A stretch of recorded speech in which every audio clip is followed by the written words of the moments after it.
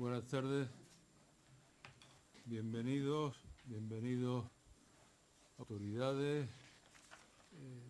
representantes institucionales, académicos, presidentes de academia, especial bienvenida al Teniente General del MADOC, primera ocasión que nos acompaña en un acto solemne, lo cual nos honra. Por supuesto me refiero en los mismos términos a todos, delegado de Justicia, concejal del Ayuntamiento, académicos, ya lo he dicho, y presidente de la Audiencia Provincial, también académico. Bienvenidos todos. Va a dar comienzo el solemne acto de apertura del curso académico 2023-2024, en el que se va a producir el ingreso como académica honoraria académica correspondiente de esta corporación, la ilustrísima señora doña María Salinas de Frías, y en el que además pues la academia va a proceder a entregar los diversos premios que cada año concede. Tiene la palabra el secretario, el excelentísimo señor don José María Rosales de Angulo, para dar lectura a la memoria del curso académico 2022-2023. Lectura que anuncio que será abreviada para no hacer muy extenso el acto, o más extenso el acto. Muchas gracias. Con la venia del excelentísimo señor presidente, procedo a dar lectura a un resumen de la memoria, dando bastantes elementos y los títulos honoríficos de las personas que a continuación citaré. El curso se inició con un solemne acto y toma de posesión en el mismo de la académica de número, ilustrísima señora doña María del Rosario Jiménez Rubio, decana territorial de registradores de Andalucía Oriental. Su curso se tituló La protección y garantías de la propiedad privada frente a la ocupación ilegal de la vivienda en España. Le contestó en nombre de la corporación el académico don Miguel de Angulo Rodríguez. También se celebraron como actos solemnes los siguientes: recepción como académico correspondiente de Alejandro Martínez Díaz, profesor titular del Departamento de Derecho Internacional Privado e Historia del Derecho de la Universidad de Granada, con un discurso titulado Medio Milenio de Enseñanza y Práctica del Derecho en Granada. Fue presentado en nombre de la corporación por su vicepresidente Diego Javier Liñán Nogueras. Recepción como académico de número del ilustrísimo señor don Manuel Caballero Bonal Campuzano, magistrado de la Audiencia Provincial de Málaga, en acto celebrado en dicha ciudad en la sala de vista del Palacio de Justicia, con presencia de numerosas autoridades y representaciones institucionales malagueñas. El discurso se tituló La reforma de los delitos contra la libertad sexual, algunos aspectos esenciales. Le contestó el académico Nilson Sánchez Stuart en nombre de la corporación. Otras actividades organizadas por la Academia del curso son las siguientes: conferencias, falta de reparto de los beneficios sociales y derecho de separación del socio, impartida por Javier Camacho de los Ríos, catedrático de Derecho Mercantil de la Universidad de Granada. Obligaciones, derechos y garantías para una digitalización avanzada de la Administración de Justicia, pronunciada por Fernando Esteban de la Rosa, catedrático de Derecho Internacional Privado de la Universidad de Granada. Se presentó el libro La evolución de la planta judicial desde 1833 hasta nuestros días en la Comunidad Autónoma de Andalucía, de Francisca Macías Rodríguez, editado por el Instituto Español de Ciencias Histórico-Jurídicas. Conferencia Propiedad horizontal y complejo inmobiliario, seguridad e inseguridad jurídica, que impartió Joaquín Delgado Ramos, registrador de la propiedad de Martos, Jaén. El presidente de la Academia, atendiendo invitaciones recibidas, ha estado presente en numerosos actos institucionales y eventos, desde el acto de apertura del año judicial, encuentro de academias de Málaga, actos de la Comandancia de Guardia Civil, asistencia a los actos del Colegio de Abogados de Granada, actos del MADOC, acto solemne de apertura del curso académico del Instituto de Academias de Andalucía, 10ª jornada de constitucionalismo con el título Las Fuerzas Armadas en la historia del constitucionalismo español, homenaje a los magistrados jubilados, don José Requena, don Antonio Gallo, don José Lazuel y don José Rivilla,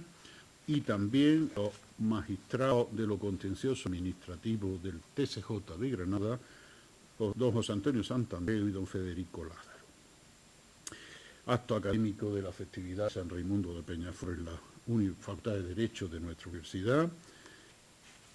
y asistencia del vicepresidente en nombre de la Academia con el secretario que suscribe en el acto de ingreso de la rectora de la Universidad de Granada, Pilar Aranda, como académica numeraria de la Academia de Ciencias Sociales y Medio Ambiente de Andalucía. En lo que respecta a la vida interna de la Academia, se aprobó la designación como académica emérita de Elena Arias Salgado Ropsi, declarando vacante la medalla número 15 de académica de número que venía ocupando. Se eligió como académicos correspondientes a José Félix Merino Esartín, registrador de la propiedad mercantil,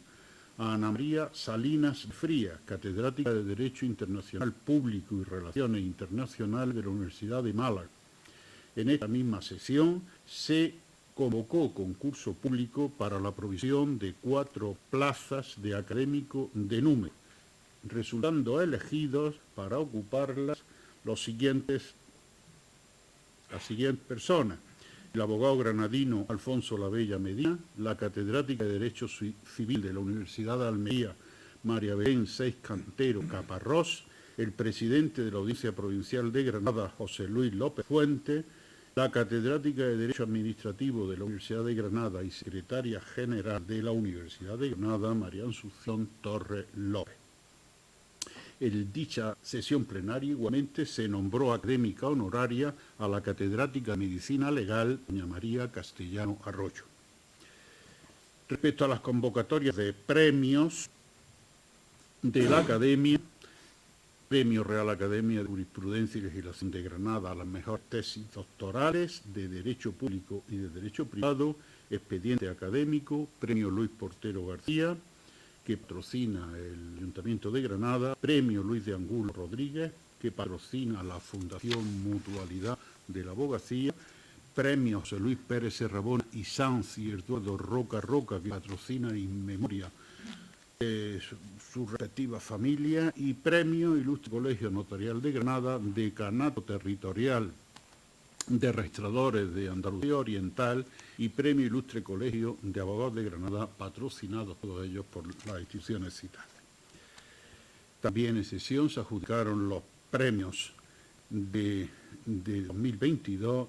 que se entregarán en el transcurso de este mismo acto, y se convocaron los del 23.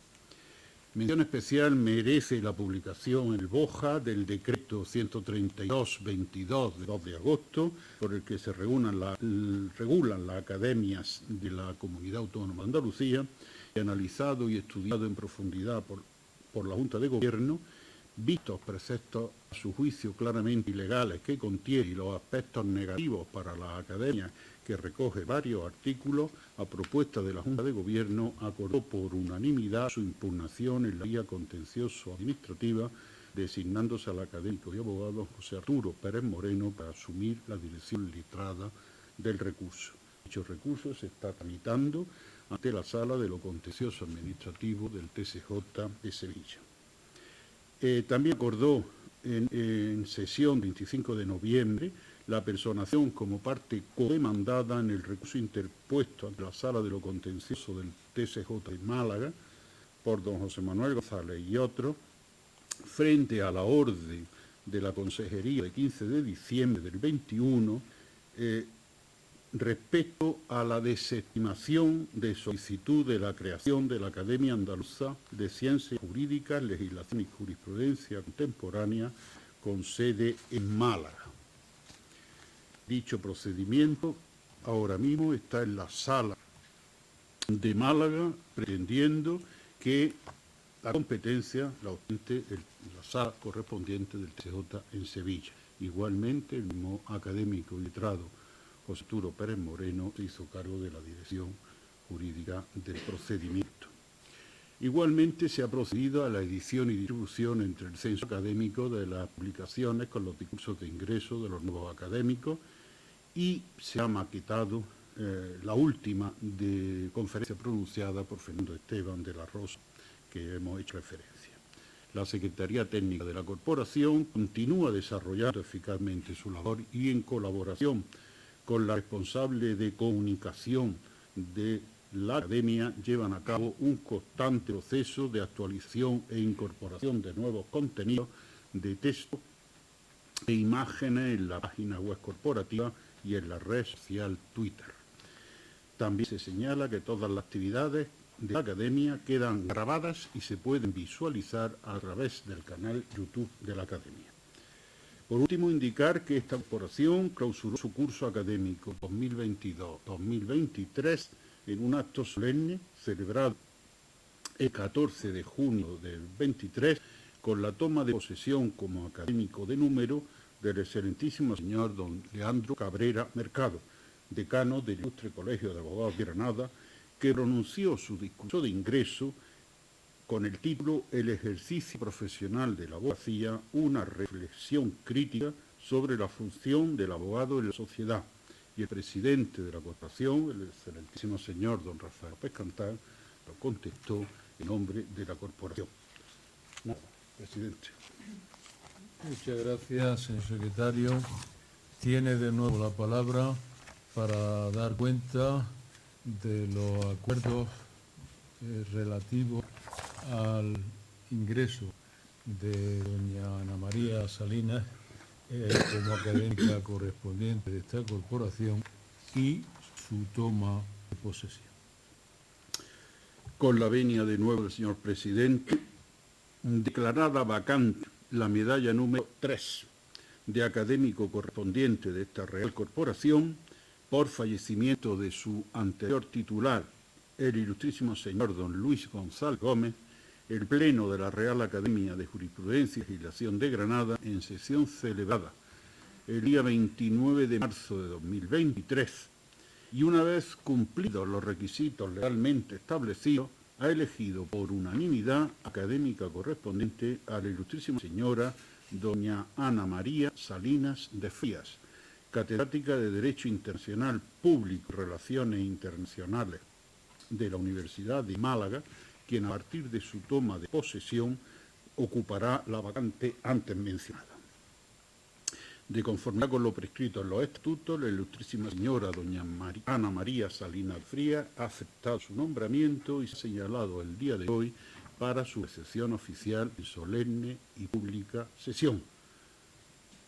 contestando en nombre de la Academia en previsión don Diego Javier Liñán Noguera y por sustitución doña Elisa Pérez Vera. Nada más, presidente.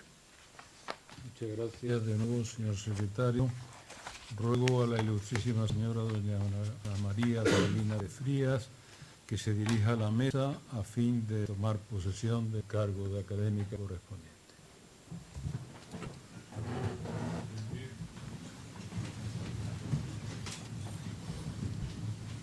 Puede prestar juramento o promesa. Prometo cumplir fielmente las obligaciones que me incumben como académica correspondiente de la Real Academia de Jurisprudencia y Legislación de Granada, con lealtad al Rey, guardar la Constitución como norma fundamental del Estado, el resto del ordenamiento jurídico y los estatutos de esta Real Corporación. Con la promesa que acaba de prestar, acaba de tomar posesión como académica correspondiente de esta Real Academia, en prueba de lo cual le impongo la medalla que le corresponde. Cuidado con el pelo.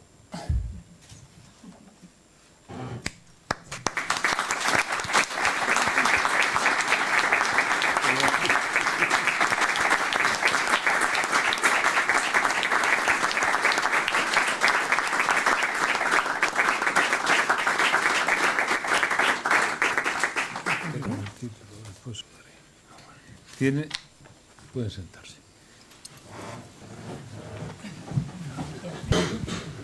Tiene la palabra la ilustrísima señora doña Ana María Salinas para dar lectura al discurso de ingreso con el título Estrasburgo en Madrid,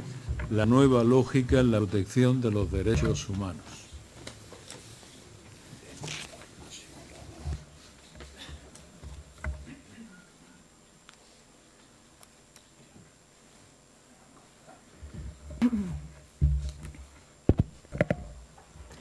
Con la venia, señor presidente.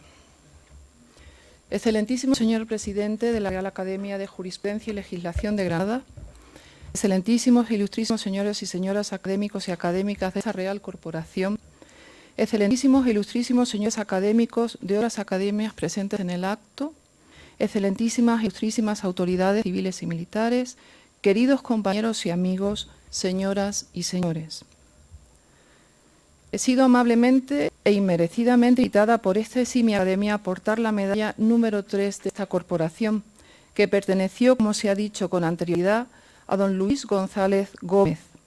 un profesional de una enorme valía, fiscal emblemático, profusamente galardonado, que será recordado por generaciones de juristas y del que espero modestamente llegar a ser digna sucesora. No es reto sencillo. Tiene algo de mágico el número 3. 3 son las gracias, alegría, encanto y belleza, o belleza, júbilo y abundancia, que la mitología nos dona como hijas de Zeus. 3 las virtudes teologales, fe, esperanza y caridad. 3 las retratadas por Rubens o Botticelli o modeladas por Antonio Cánova. Incluso 3 los valerosos mosqueteros. No puedo, pues, sentirme sino ungida por la suerte de ser portadora de esa medalla. Incomparable, por otra parte, con el 10 de Messi o el 23 de Michael Jordan, por supuesto. Claro que 3 son también los ceritos del cuento, entre los que había un perezoso. 3 los deseos de la lámpara mágica, que acabaron más bien mal. Y conforme a la numerología, 3 puede ser también sinónimo de dispersión, lo que sería muy peligroso en una sesión como esta. Que no cunda pánico, no será ese mi caso. Confieso ante ustedes que no me ha sido otorgado en esta vida el don del verbo florido en la retórica,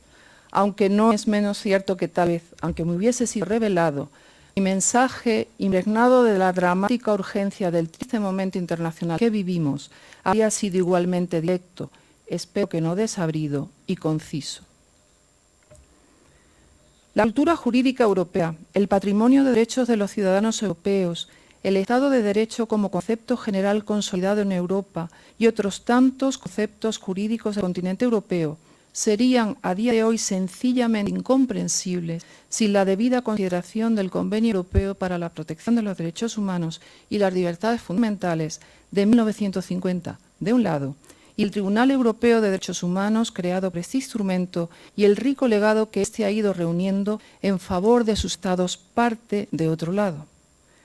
El Tribunal Europeo, querido y odiado en muchas ocasiones a partes casi iguales por los Estados, es, a pesar de todo y en confesión privada de muchos de sus miembros, el gran desconocido de las jurisdicciones europeas.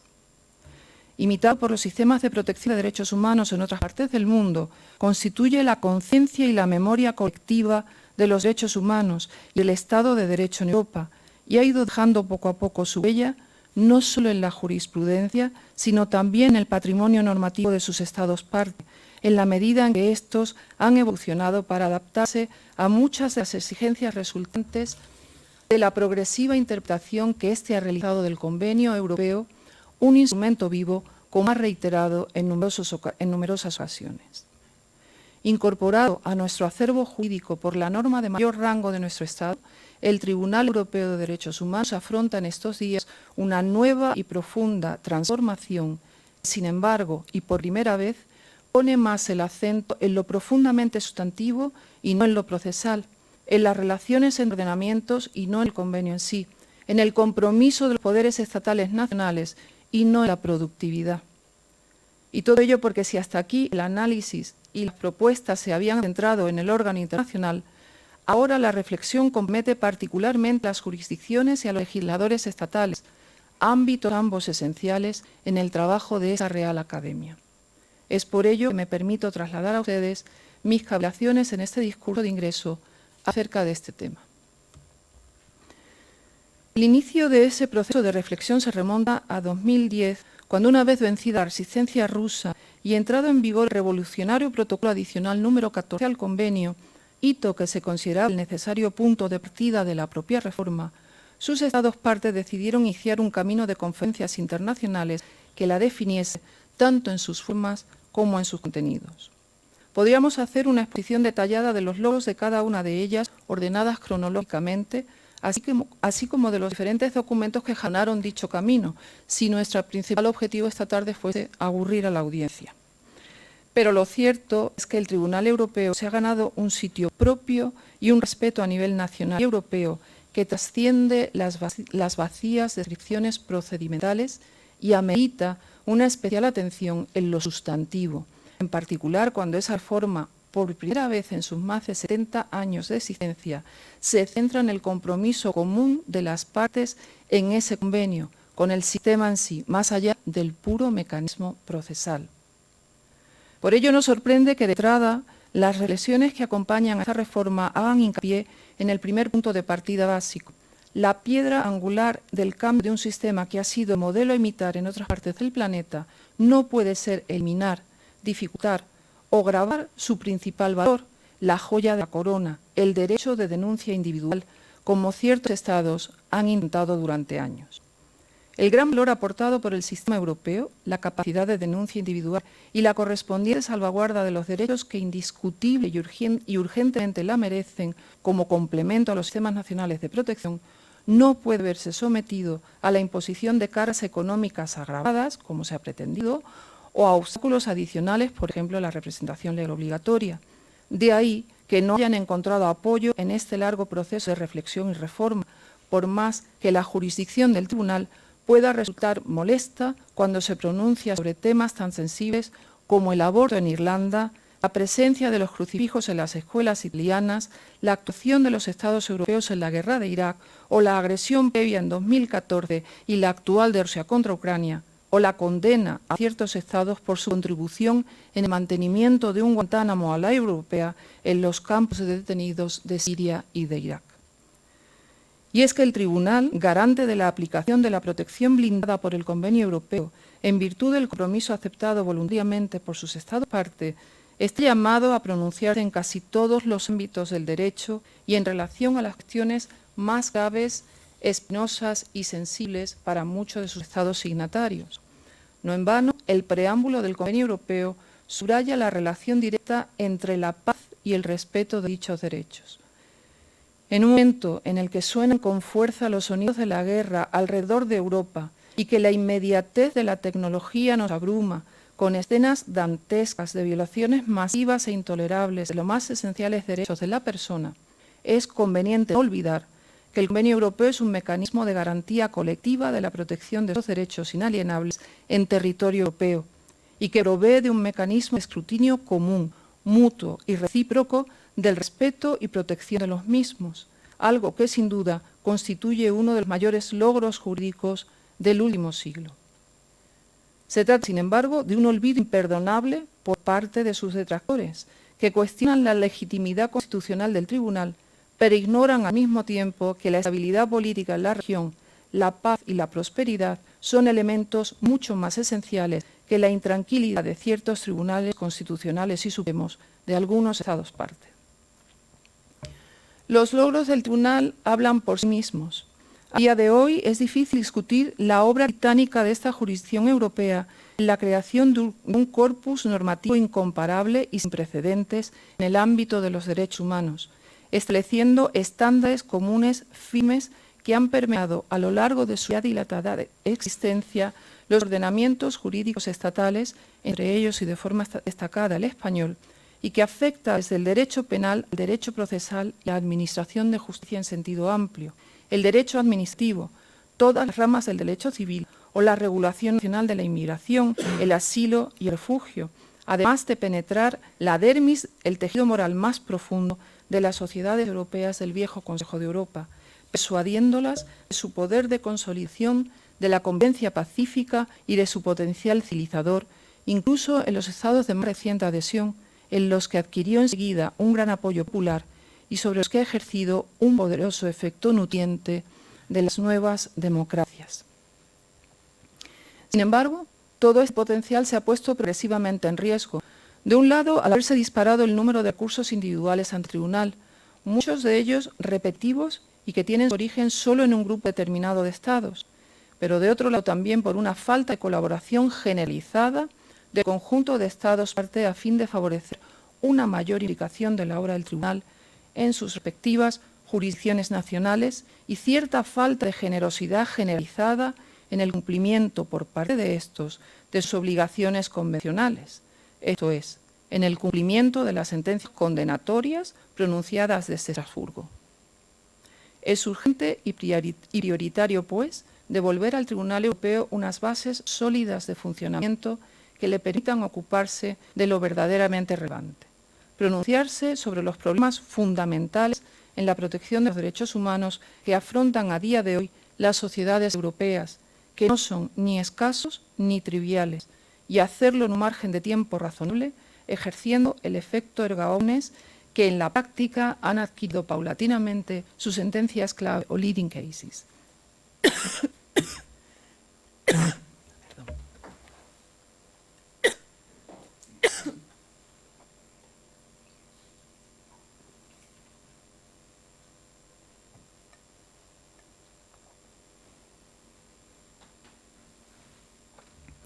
Y es que del convenio no se deduce que el cumplimiento de las obligaciones asumidas en el mismo sea una responsabilidad exclusivamente referida al tribunal. Todo lo contrario, el convenio recoge profusas referencias a las obligaciones de los Estados a fin de asegurar el cumplimiento de sus disposiciones. Sin embargo, los protocolos adicionales de reforma se habían concentrado fundamentalmente en reformas procesales o institucionales que buscaban desesperadamente, en particular desde 1994, reducir el número de demandas pendientes ante esta jurisdicción y no en la corresponsabilidad de los Estados en dicha situación. Dicho esto, resulta evidente que el sostenimiento, así como cualquier mejora del sistema, pasa por la aplicación del convenio y de la jurisprudencia interpretativa de este por las jurisdicciones nacionales y otros órganos nacionales de control,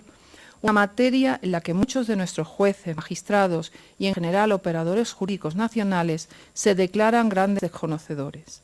En este sentido, debe agradecerse el esfuerzo de los ministerios de justicia nacionales, muy particularmente del español, que en los últimos años han acometido la labor y el coste económico de la traducción de la jurisprudencia más importante a sus respectivas lenguas nacionales, haciendo más asequible su conocimiento y manejo. Junto a esta iniciativa formal de los ejecutivos nacionales, cabe destacar también la adopción de una medida procesal muy importante a partir de 2011 y cuyos efectos atañen igualmente de forma preferente a dichos ejecutivos. En ese sentido, el expediente de las llamadas sentencias piloto fue concebido para aliviar al tribunal de la gran carga de trabajo que le suponía la acumulación de casos esencialmente idénticos o que presentaban grandes similitudes, en la medida en que traían causa de vicios o defectos estructurales de los sistemas jurídicos nacionales y que en la mayoría de los casos conllevaban transformaciones legislativas a realizar por el Estado a fin de subsanar y zanjar dichos incumplimientos sistemáticos o reiterados, así como la necesaria compensación adecuada para los afectados. De esta forma, una vez establecido por el tribunal el incumplimiento a nivel nacional, compete a los Estados parte introducir los remedios necesarios para que el colectivo de afectados por dicha situación obtenga la necesaria satisfacción, procurando así la remoción de obstáculos estructurales que, con la repetición de demandas individuales, estrangula verdaderamente el funcionamiento diario del tribunal.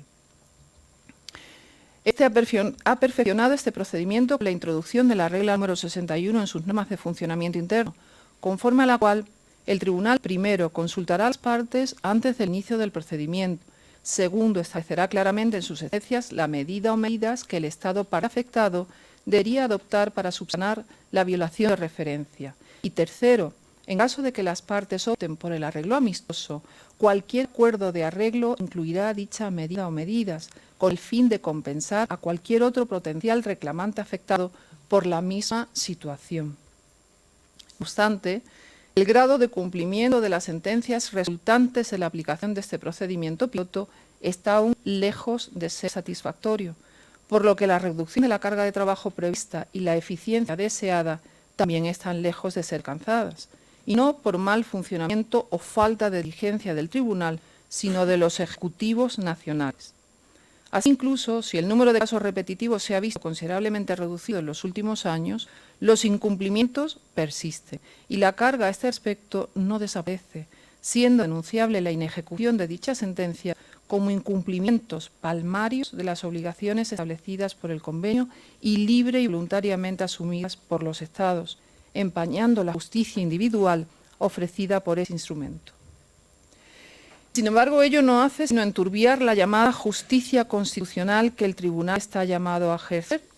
como ya anunció en su sentencia Irlanda contra el Reino Unido en 1978, cuando afirmó que sus sentencias no solo deciden casos individuales, sino que sirven también para dilucidar, salvaguardar y desarrollar reglas y principios generales establecidos en el convenio, contribuyendo así a la observancia de los Estados parte de los compromisos asumidos por estos como partes contratantes, o como hemos dicho antes, ese efecto erga omnes en la práctica o de facto. La tensión respecto de qué objetivo debe prevalecer en el trabajo del tribunal, esto es, impartir justicia individual o justicia constitucional, ha sobrevolado todas las reformas hasta el momento, si bien parece a todas luces evidente que la acumulación de demandas individuales manifiestamente inadmisibles o repetitivas constituyen una sobrecarga innecesaria para este. No obstante, el planteamiento de esta situación de sobrecarga sufrida por el tribunal no debe hacerse en términos excluyentes de uno u otro tipo de jurisdicción del alto tribunal, puesto que sus dos funciones son interdependientes, conforme a la teoría de la legitimidad del cumplimiento propuesta por Thomas Frank. La premisa básica de la misma es que una norma, regla o principio internacional, también una institución internacional encargada de implementarla, a la que se atribuye socialmente o se percibe socialmente como portadora de un alto grado de legitimidad, genera correlativamente un alto grado de cumplimiento en aquellos a los que va dirigida. La legitimidad de la regla, norma o principio, o de la institución encargada de aplicarla, se corresponde con la percepción por aquellos afectados en la comunidad por dicha regla o principio de que la regla o la institución han sido dotadas de legitimidad en su creación misma, esto es, que han sido creadas de acuerdo con el procedimiento adecuado. A esos efectos, Frank distingue 4 elementos identificadores de la legitimidad de una institución internacional, en nuestro caso del Tribunal Europeo: su determinación, su validación simbólica, su coherencia y el grado de adhesión a la misma. Siendo cierto que el tribunal no viene establecido, a diferencia de los tribunales constitucionales, por una constitución democráticamente respaldada o legitimada, sino por un tratado internacional libre y voluntariamente ratificado por las partes, no lo es menos que ha carecido tradicionalmente de un aparato coercitivo de cumplimiento equiparable a cualquier sistema nacional en relación con el incumplimiento de derecho interno. Por lo tanto, el cumplimiento de las decisiones constitucionales del tribunal depende en cierta medida de la percepción a nivel interno de éste como una institución internacional legítima. Pues bien, esa percepción se encuentra influida de forma decisiva por la validación simbólica de dicha institución, que no es otra que lo que Frank describe como la dimensión antropológica y cultural del Convenio Europeo y del Tribunal Europeo. En consecuencia, la legitimidad del tribunal se refuerza por el derecho de demanda individual, que el propio tribunal considera como una característica básica de la cultura jurídica europea. Esta concepción del tribunal es compartida por el informe del Grupo de Sabios sobre la reforma del Tribunal Europeo y por el propio Comité de Ministros del Consejo de Europa. Son afirmaciones que reflejan la opinión pública sobre el derecho de demanda individual, al que se considera como un elemento altamente simbólico del sistema de protección establecido por el convenio. Por tanto, al admitir el derecho individual de demanda y fijarse como objetivo ofrecer un remedio a la víctima de un incumplimiento, el tribunal contribuye a su propia legitimidad, esto es, a la legitimidad con la que es percibido socialmente. Y a su vez, un mayor grado de legitimidad redunda en beneficio de un mayor cumplimiento de sus sentencias, promoviendo, por tanto, su función de justicia constitucional. Ambas dimensiones son, pues, inseparables y han de estar presentes en cualquier reforma que se diseñe.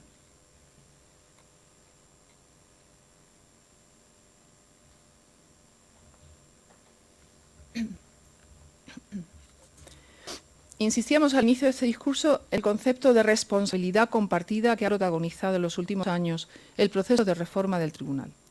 En este sentido, el principio de subsidiariedad constituye sin duda la pieza angular en la que debemos detenernos, pues amén de reforzar dicho concepto, articula igualmente un diálogo necesariamente fluido entre ambos niveles de jurisdicción, la europea y la nacional. No se trata de crear nuevas herramientas, por el contrario, se trata de rescatar y otorgar el protagonismo que merece este principio nuclear que ha sido desde sus inicios la base sustentadora de todo el sistema europeo de protección de derechos humanos.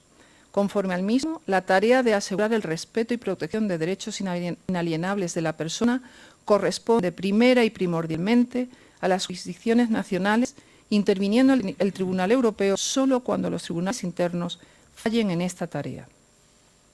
A diferencia del modelo de jurisdicción en la Unión Europea, el Convenio Europeo no establece en ningún momento ningún tipo de poder decisorio supranacional, por lo que la jurisdicción del Tribunal se limitará en su caso tan solo a la supervisión de las decisiones de los Estados, esto es, una subsidiariedad complementaria y, por tanto, limitada a la valoración de los casos nacionales rechazados por sus respectivas jurisdicciones que puedan ser susceptibles de ser considerados como infracción del Convenio Europeo.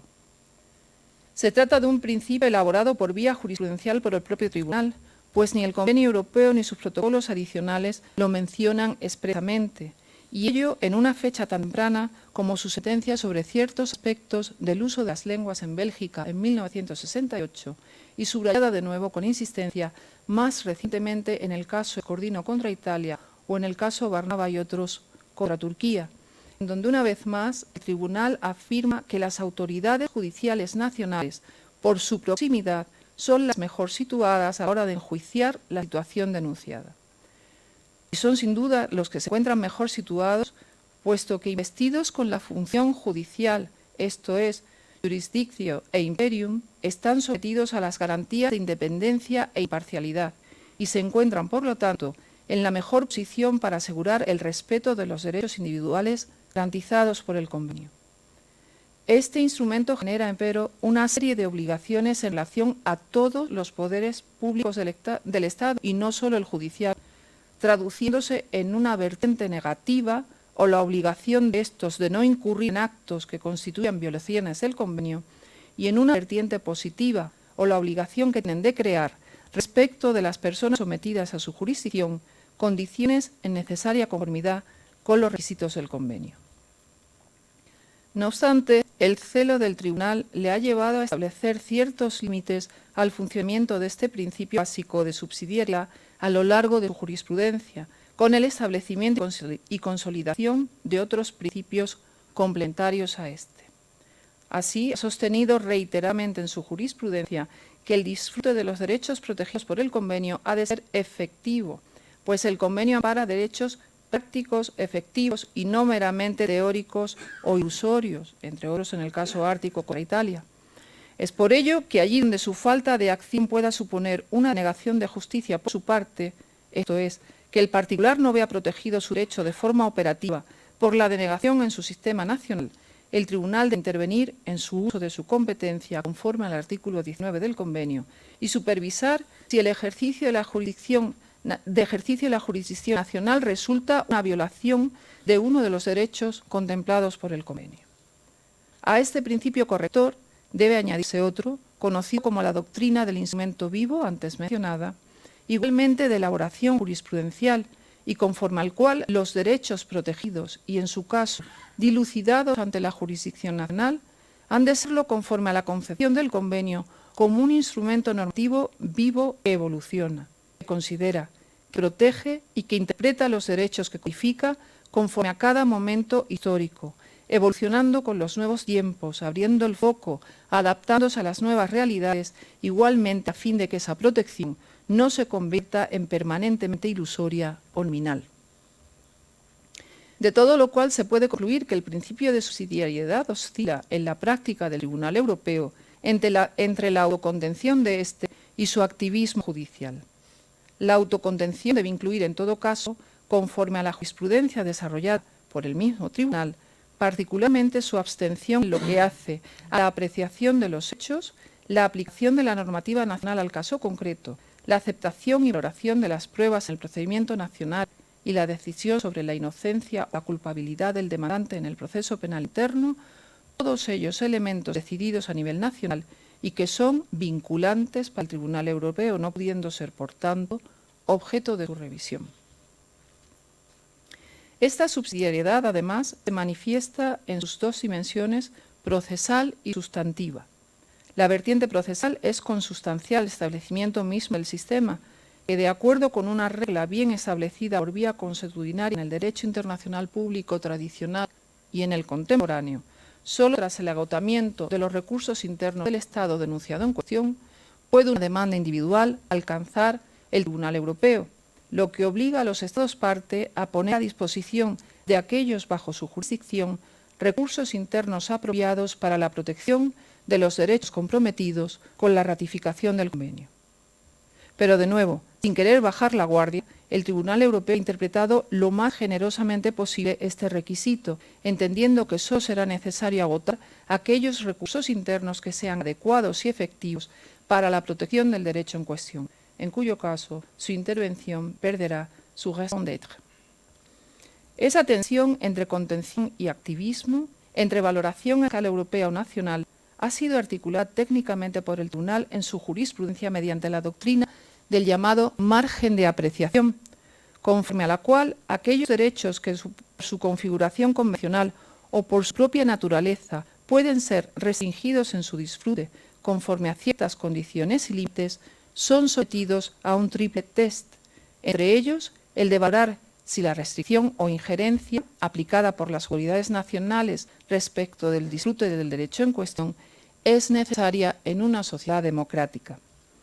Las autoridades nacionales son las que tienen un contacto más directo y continuo con las fuerzas vivas de sus países y sus derivas, por lo que serán los mejor pertrechados para valorar las circunstancias concretas que rodean a una determinada intromisión o limitación de un derecho convencional por parte del poder público de ese país, lo que hace que el Tribunal haya conceptualizado esta doctrina como una herramienta que define las relaciones entre las autoridades nacionales y el Tribunal Europeo.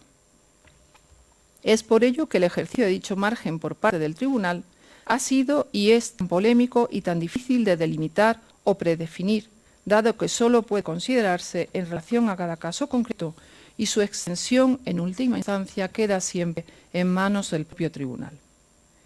En el actual momento de reforma, cuando más se insiste en la relación entre ambas jurisdicciones, existe la convicción general de que solo apostando por la funcionalidad total del principio de subsidiariedad se alcanzará la plena operatividad del sistema de protección del convenio a largo plazo.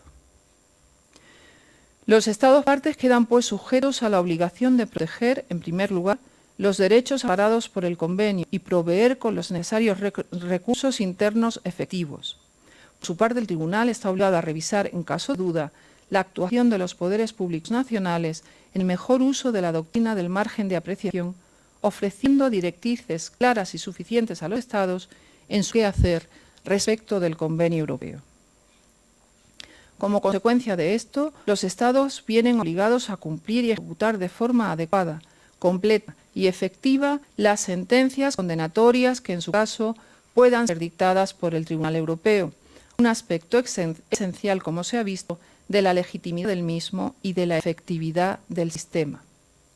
Ha sido este un gran talón de Aquiles del sistema europeo de protección en su conjunto, dada la parca regulación de este aspecto en el Convenio Europeo, respecto del cual solo establece que las altas partes contratantes se comprometen a acatar las sentencias definitivas del Tribunal en los litigios en los que sean parte, conforme al artículo 46.1 del Convenio.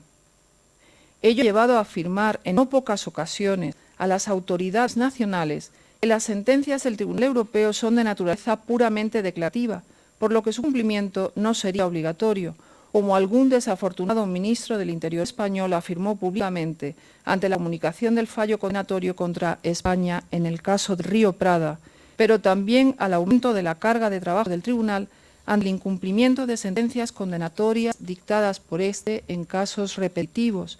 privando a dichos pronunciamientos condenatorios del efecto disuasorio que podrían surtir. En particular, ante el silencio en el sistema jurídico español a este respecto, fue necesario reformar la Ley Orgánica del Poder Judicial en 2015,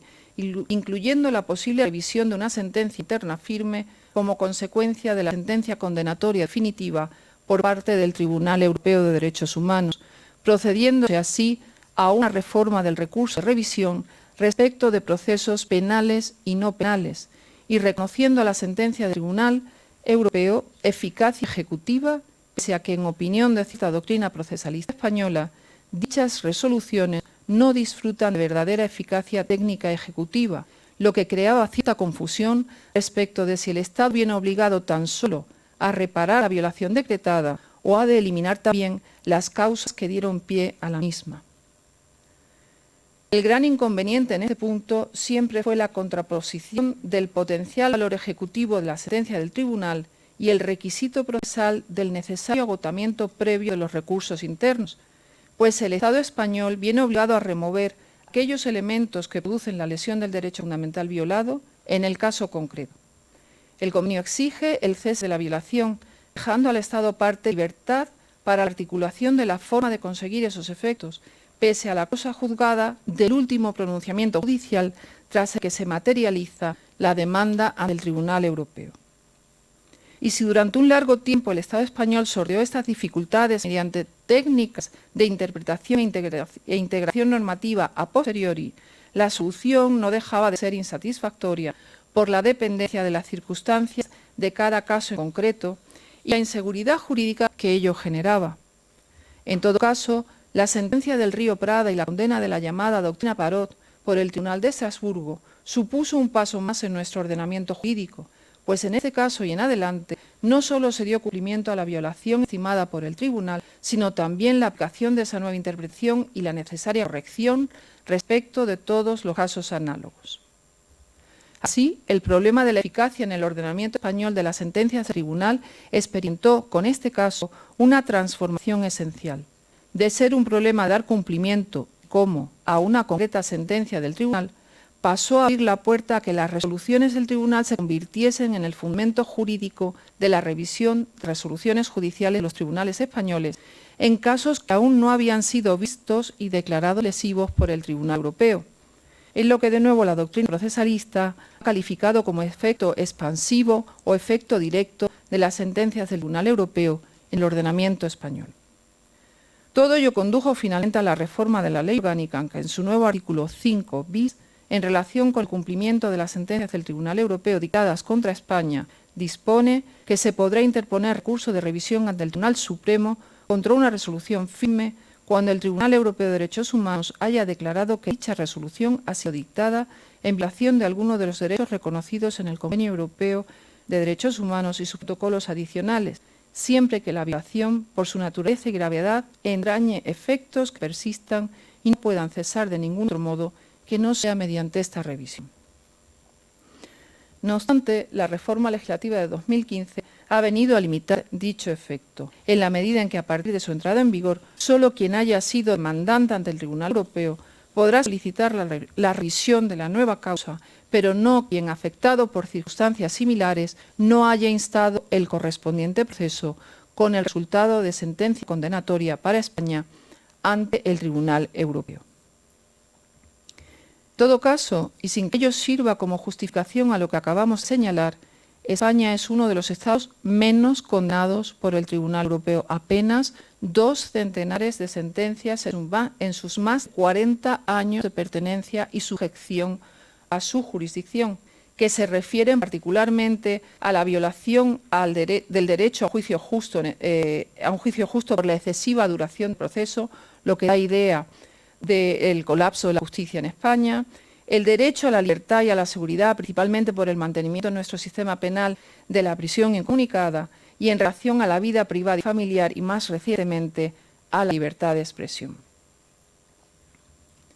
En la misma línea de mayor entendimiento y colaboración entre los dos órdenes jurisdiccionales obligados a comprenderse, dada su superposición personal, material y espacial, otro logro importante de esta aún inconclusa reforma, y en eso se parecen las dos jurisdicciones europeas llamadas continuamente a la adaptación al caso, o mejor, llamadas continuamente a superarse, es la adición del protocolo 16 al convenio, que ha supuesto la apertura de una vía de un diálogo constructivo privilegiado entre ambas esferas, la europea y la nacional, estableciendo la posibilidad de que ciertos tribunales nacionales, los más altos tribunales, según reza literalmente en el protocolo, soliciten de éste una opinión consultiva en relación a un caso que se sustancia en foro doméstico al más puro estilo de la cuestión prejudicial comunitaria que también conocen nuestros tribunales, pero con un soporte radicalmente distinto.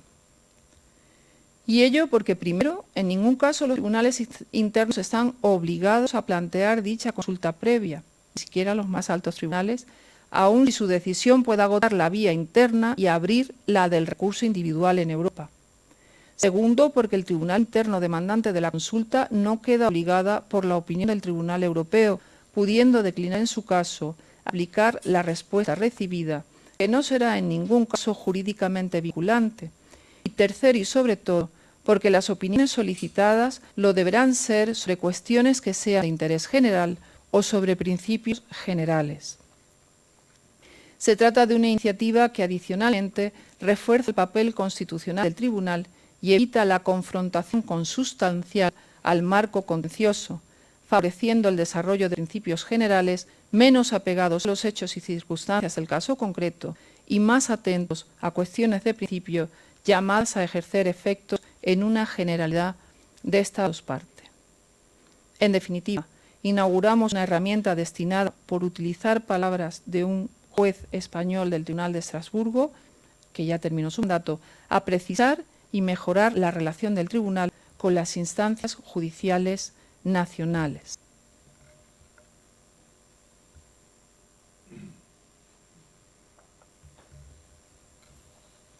Este proceso de reforma está llamado a proseguir, a completarse y a perfeccionar aún más aspectos vitales que hasta aquí el mecanismo de protección nunca ha cubierto y que podrían parecer a algunos incluso derecho ficción, como es el caso de la esperada y largamente deseada adhesión de la Unión Europea al Convenio Europeo de Derechos Humanos y que conlleva una gran complejidad técnica que os encantará desgranar. Pero eso, excelentísimos e ilustrísimos señores y señoras académicos y académicas, será objeto de otra reflexión en futuro, cuando esta academia lo desee, si se me permite volver a intervenir después del discurso de hoy. No hay mayor honor ni hecho más obligado agradecimiento que el mérito reconocido pese a ser inmerecido. Dedico unas palabras al profesor Liñán, aunque no esté aquí presente por razones circunstanciales, que ha sido gran maestro, protector y sobre todo un querido amigo, y que con su generosidad, que ha mostrado su generosidad a todos y cada uno de sus discípulos, no solo los propios, sino también los postizos cuando nos quedamos huérfanos. Gracias de corazón.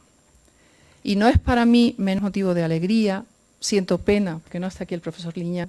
para darme la réplica y sin embargo he tenido la suerte, por esa casualidad y por ese accidente de la vida, que me la dé la profesora Pérez Bea, con la que no me crucé ni en tesis, ni en tribunales de titularidad o cátedra, y sin embargo esta es la raíz de mi escuela. Y es para mí un gran motivo de alegría.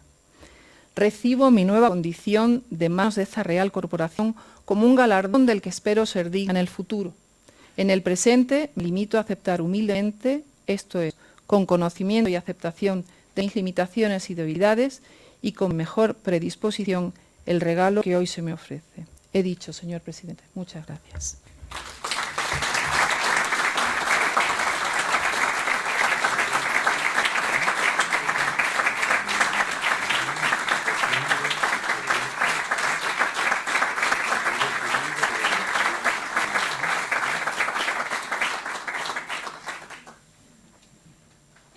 Enhorabuena, señora Salinas.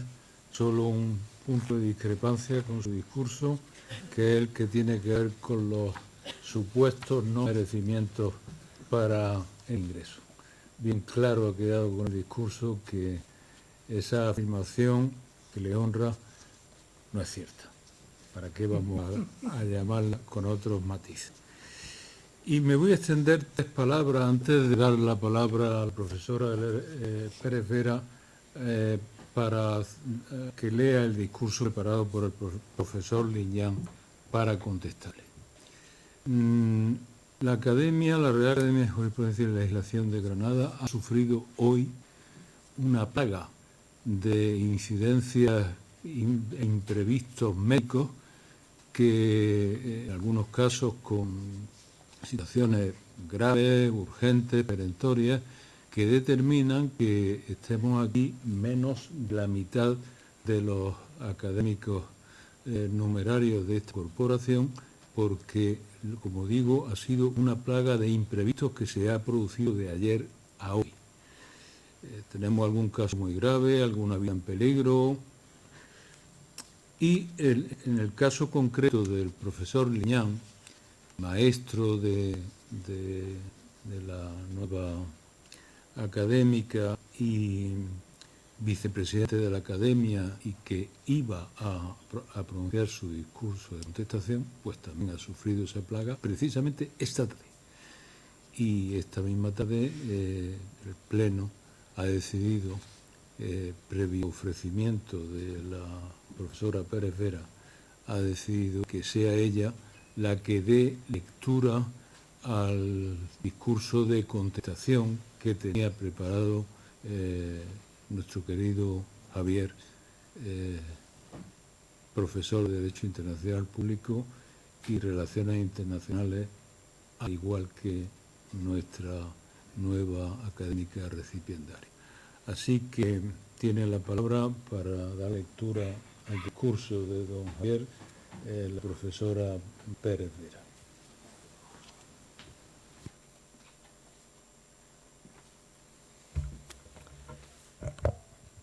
Buenas tardes, señor presidente, con su venia,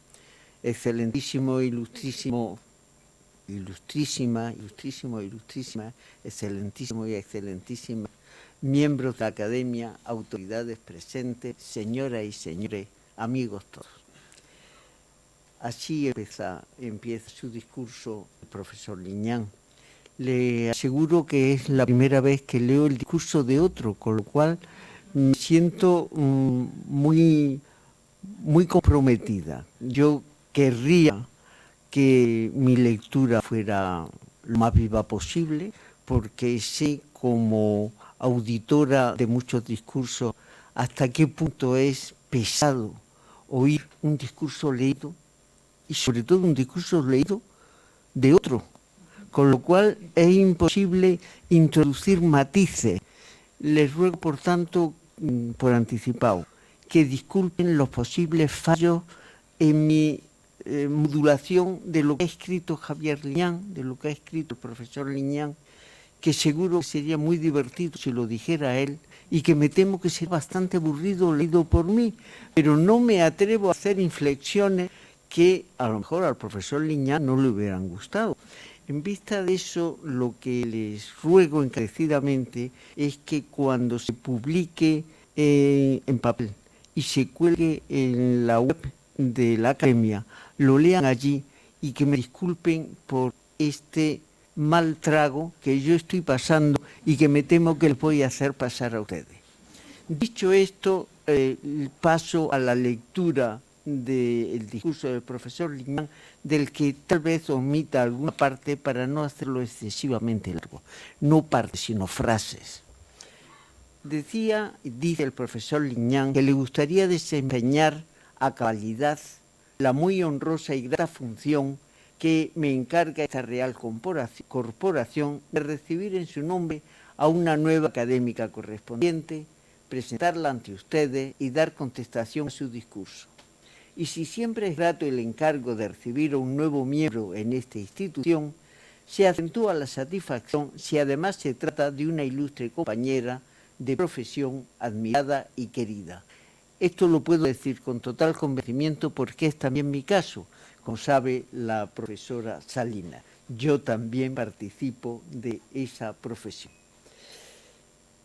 Cumplo, señor presidente, presentando en primer lugar a la nueva académica, dando así explicación del por qué la academia se enorgullece de incorporar a tan extraordinaria jurista para, en un segundo momento, dar contestación a su discurso. Vayamos, pues, en este orden.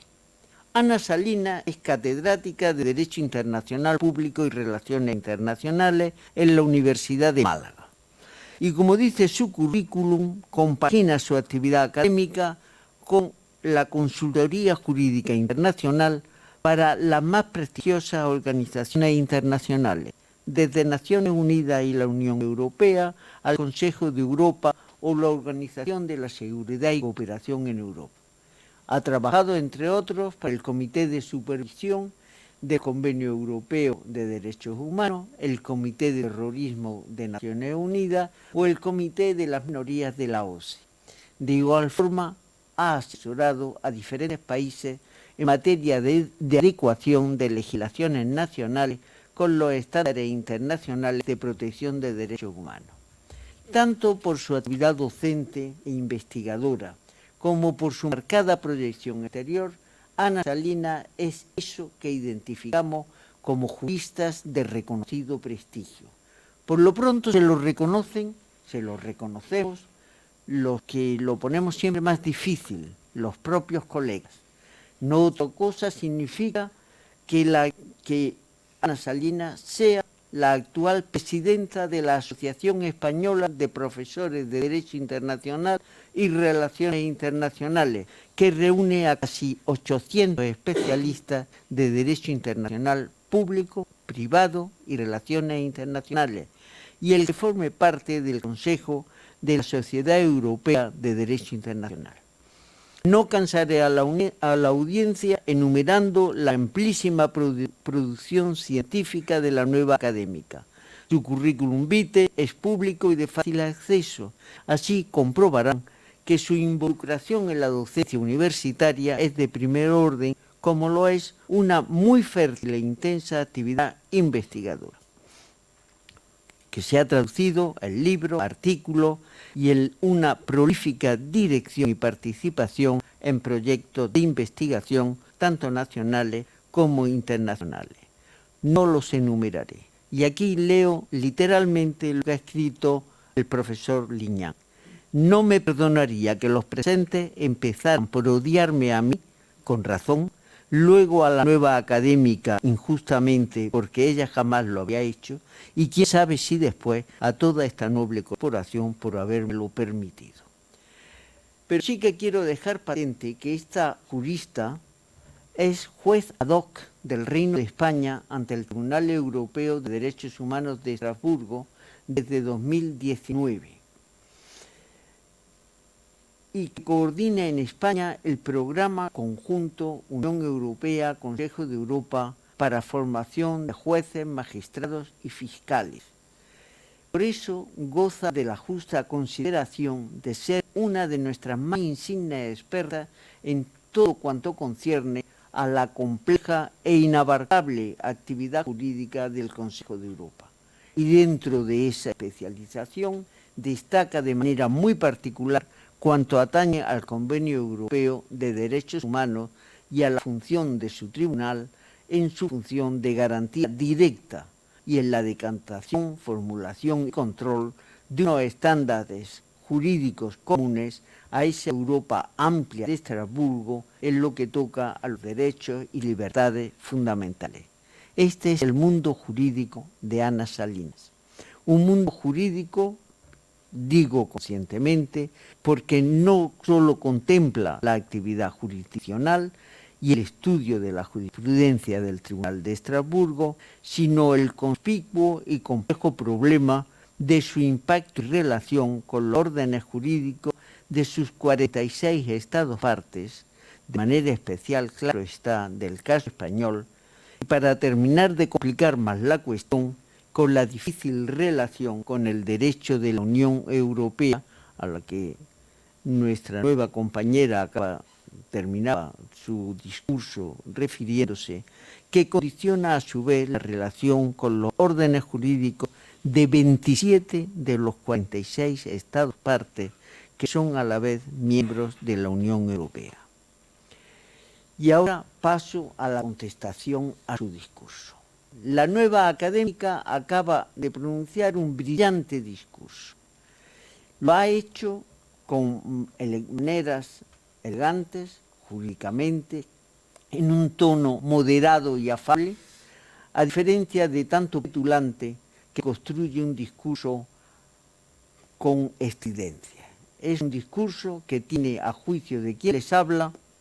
el triple sello que caracteriza a la obra de la autora: la pertinencia, la solidez y la sustancialidad.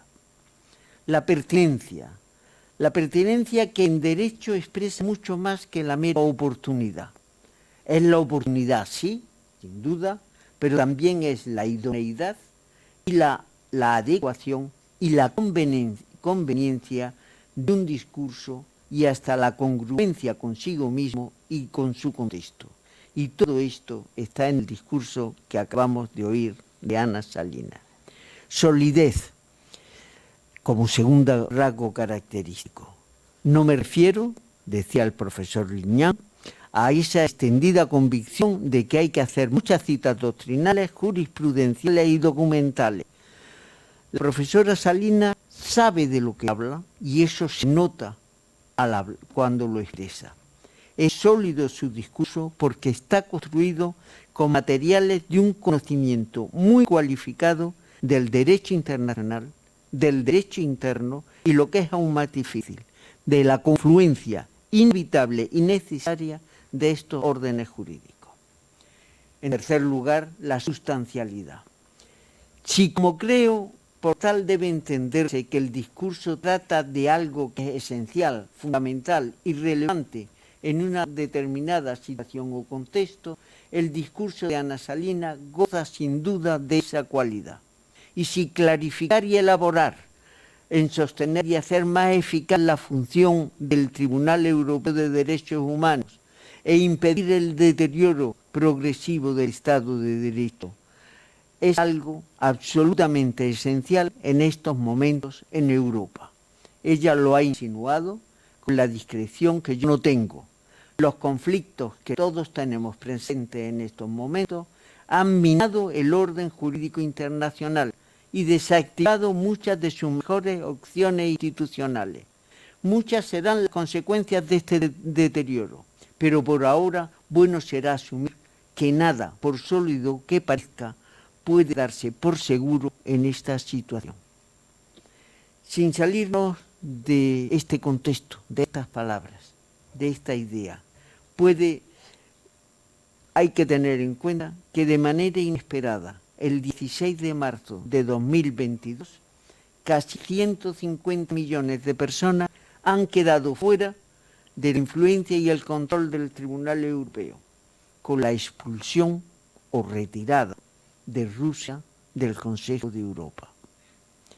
150 millones de personas. Hay que ser muy inconscientes para pensar que somos inmunes a todo lo que amenaza a las sociedades democráticas. Me viene a la memoria las palabras de un anónimo personaje de la novela de Peter Handke, La Gran Caída, que retrata muy bien cómo puede ir degradándose una situación cuando gritaba a su presidente y cortejo: ¿es que ya no existe el poder, solo su abuso? Lo repito porque no lo he dicho bastante claro. ¿Es que ya no existe el poder, solo su abuso? Con estas tres cualidades de excelencia, pertinencia, solidez y sustancialidad, nos ha traído la nueva académica su reflexión sobre la reforma del Tribunal Europeo de Derechos Humanos. Este tribunal, creado en 1950 y que nació poco más como un símbolo y un instrumento para despejar ese olor a carnicería que nos legaron las ideologías totalitarias de la Segunda Guerra Mundial.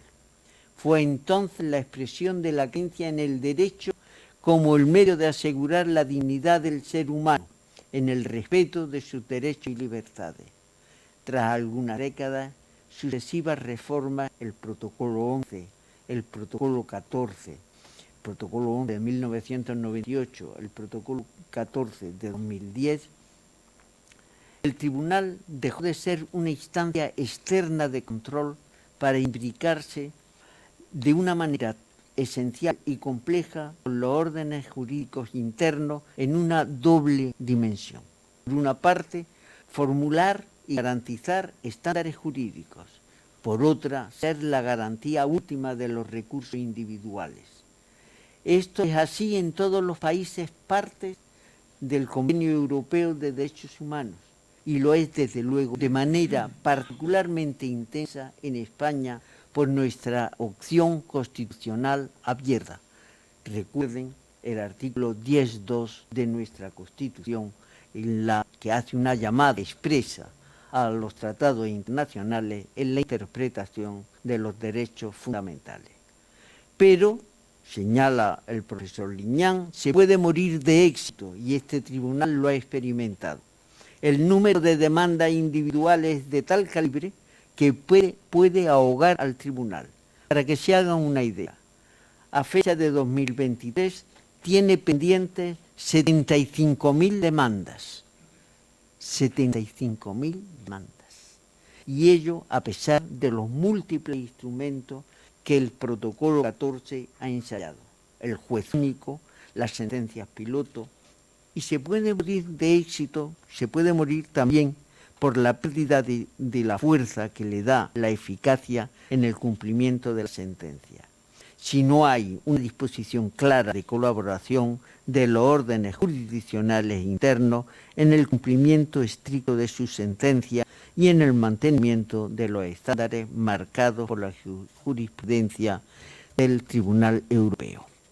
La profesora Salinas anima a utilizar la vía del nuevo protocolo 16 que permite una jurisdicción consultiva específica.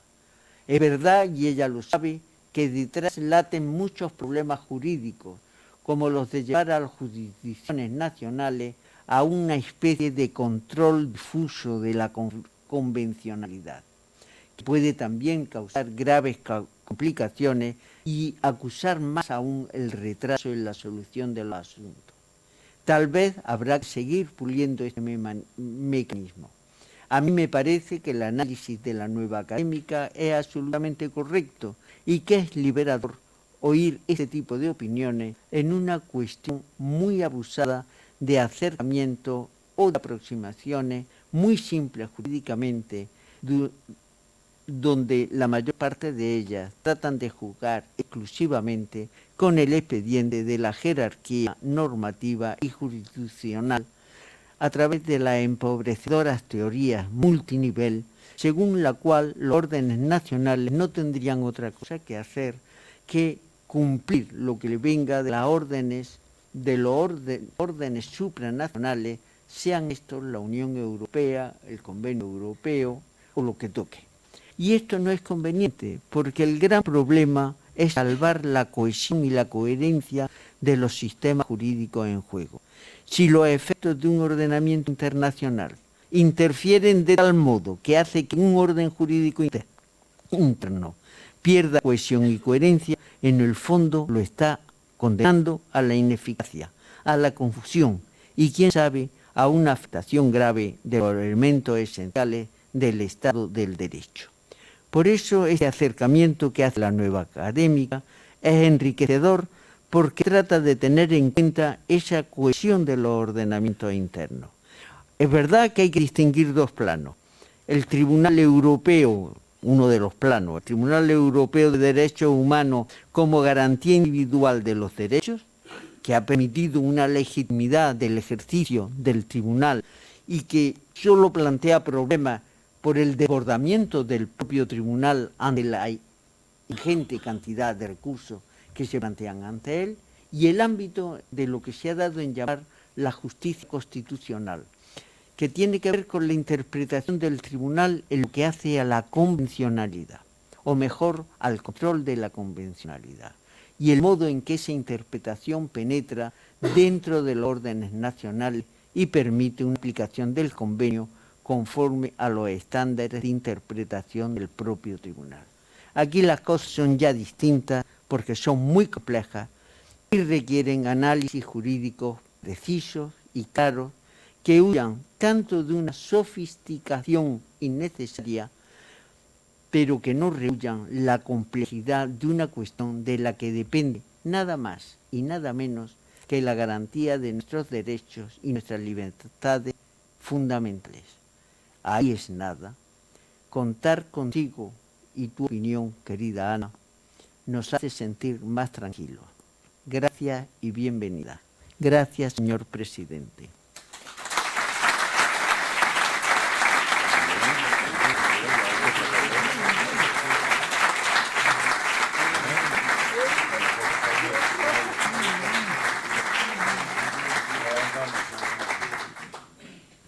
Muchas gracias, profesora Pérez Vera,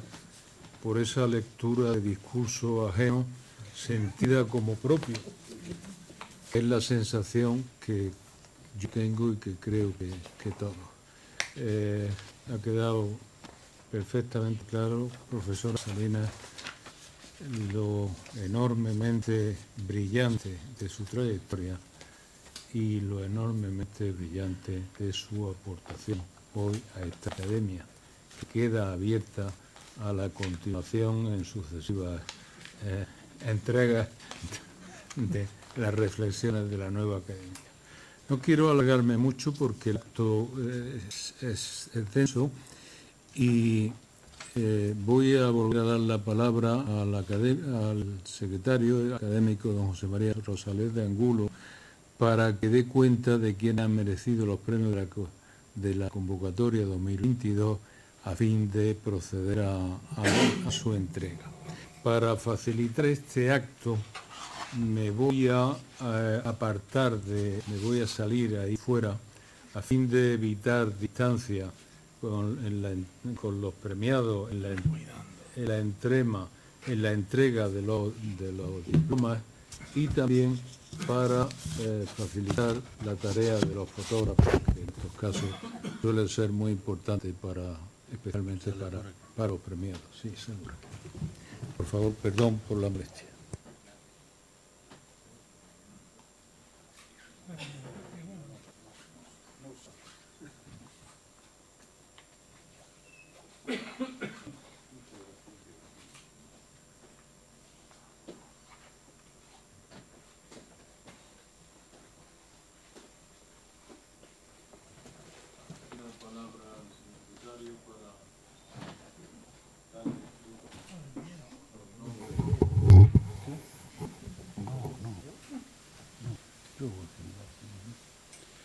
Pues con la venia de nuevo para proceder a dar lectura al premio, al ganador, el título del trabajo y el académico que lo entrega. El premio Real Academia de Jurisprudencia y Legislación de Granada a la mejor tesis doctoral de Derecho Público es para doña Francesca Tassinari, por su trabajo titulado, directamente traducido del inglés, El alcance exterior de la interoperabilidad de los sistemas informáticos de gran escala en la ASFJ. Entrega el premio el excelentísimo señor presidente de la corporación.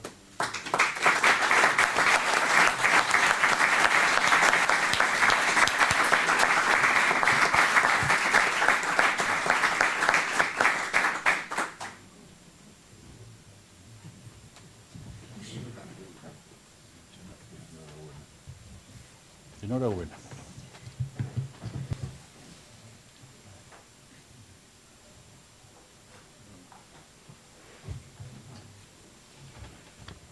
Premio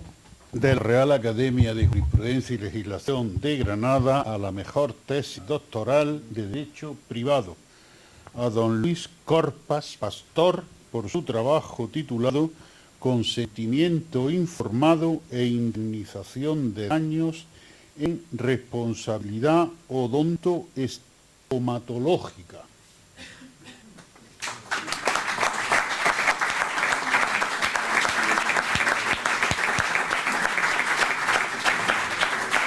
Se le entrega el está repetitivo. Ahora esto lo entregué. El siguiente, que es el de la...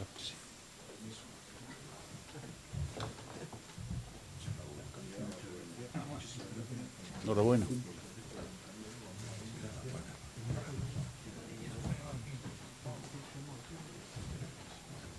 Premio Real Academia de Jurisprudencia y Legislación de Granada al mejor expediente académico a doña Cristina Ramírez Bandera.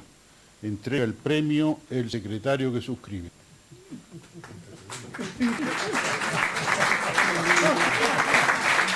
Enhorabuena.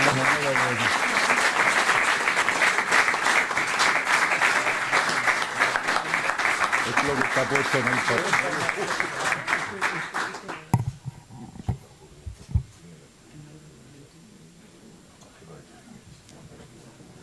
El siguiente lo entrega la concejala. Premio Luis Portero García, patrocinado por el excelentísimo Ayuntamiento de Granada, a doña Lorena Caller Tramullas, por su trabajo, gestación por sustitución y Tribunal Europeo de Derechos Humanos, una revisión de la jurisprudencia española. Entrega el premio la ilustrísima señora doña Ana Belén Sánchez Requena, concejal del Ayuntamiento de Granada.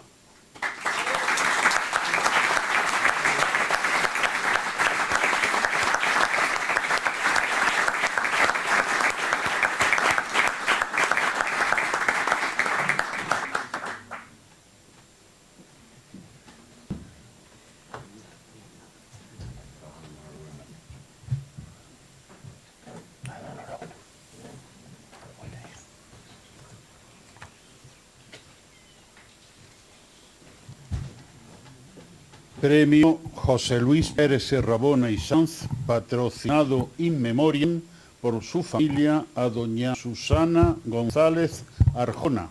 por su trabajo Sociedades de Capital con Finalidad Social, una revisión de la interpretación del ánimo de lucro en el contrato de la sociedad. Entrega el premio el excelentísimo señor presidente.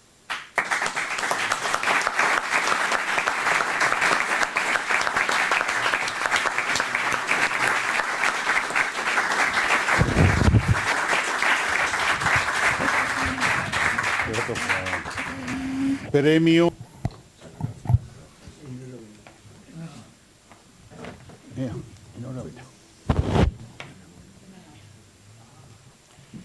Premio Ilustre Colegio Notarial de Andalucía a don Manuel Antonio Amezcua Arroyo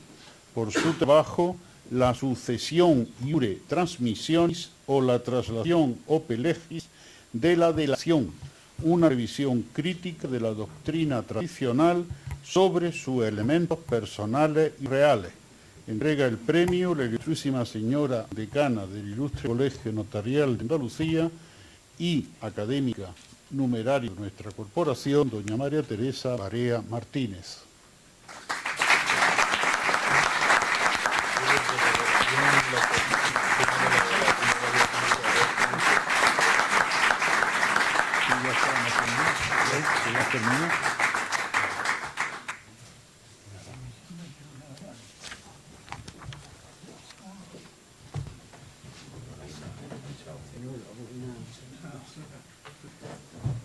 Enhorabuena.